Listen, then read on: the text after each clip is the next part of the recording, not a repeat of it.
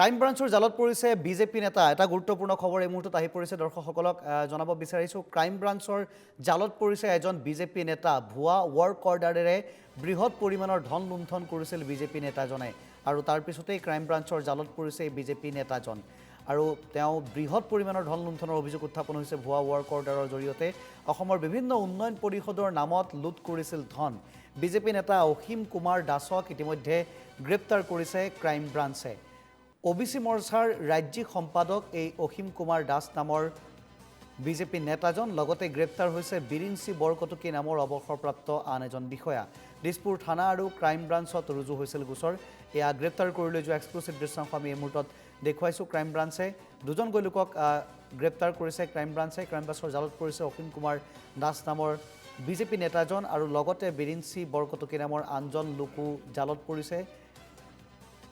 কেইবাজনো লোকৰ বিৰুদ্ধে ৰুজু কৰা হৈছে গোচৰ। দেউৰী উন্নয়ন পৰিষদ, আদিবাসী উন্নয়ন পৰিষদৰ নামত লুণ্ঠন কৰিছিল ধন, আৰু অসম ৰাজ্যিক দুৰ্যোগ ব্যৱস্থাপনাৰ নামতো ধন লুণ্ঠনৰ গুৰুতৰ অভিযোগ উত্থাপন হৈছে।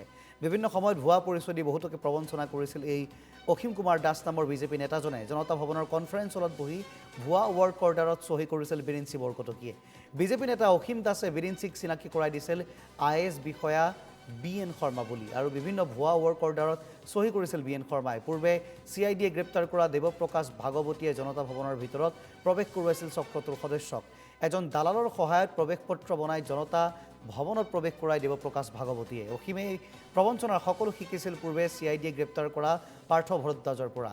বিচনা চাদৰৰ উপৰিও বিভিন্ন সামগ্ৰী যোগান ধৰাৰ নামত প্ৰবঞ্চক অসীমে লুটিছিল কোটি কোটি টকা। ২৬ৰ বিধানসভা নিৰ্বাচনৰ প্ৰাৰ্থিত্বৰ প্ৰত্যাশী আছিল অসীম। সমগ্ৰ ধন নিৰ্বাচনৰ টিকট ক্ৰয়ৰ বাবে ব্যয় কৰা কথা আছিল অসীমে, আৰু ক্ৰাইম ব্ৰাঞ্চৰ জৰিয়তে সকলো কথা স্বীকাৰ কৰিছে প্ৰবঞ্চক অসীমে। এতিয়া পলাতক চক্ৰটোৰ বহু সদস্য। নয়ডাৰ অমৃত জালালী, অৰ্জুন মেহতা আৰু গুৱাহাটীৰ জাকিৰ হুছেইনৰ লগতে আন এজন সদস্য পলাতক। দুই প্ৰবঞ্চকৰ বিৰুদ্ধে দিছপুৰ থানাত ৰুজু হৈছে ১৮২/২০২৪ নম্বৰত গোচৰ। গুৱাহাটীৰ ক্ৰাইম ব্ৰাঞ্চৰ থানাত ৰুজু আছে ১৩/২০২৪ নম্বৰত গোচৰ। আৰু দিছপুৰ থানাৰ গোচৰটোত ৩,৭৭,০০,০০০ টকা আত্মসাতৰ অভিযোগ উত্থাপন হৈছে। ক্ৰাইম ব্ৰাঞ্চৰ গোচৰটোত প্ৰায় ৪ কোটি টকা আত্মসাত কৰাৰ অভিযোগ প্ৰবঞ্চক চক্ৰটোৰ বিৰুদ্ধে।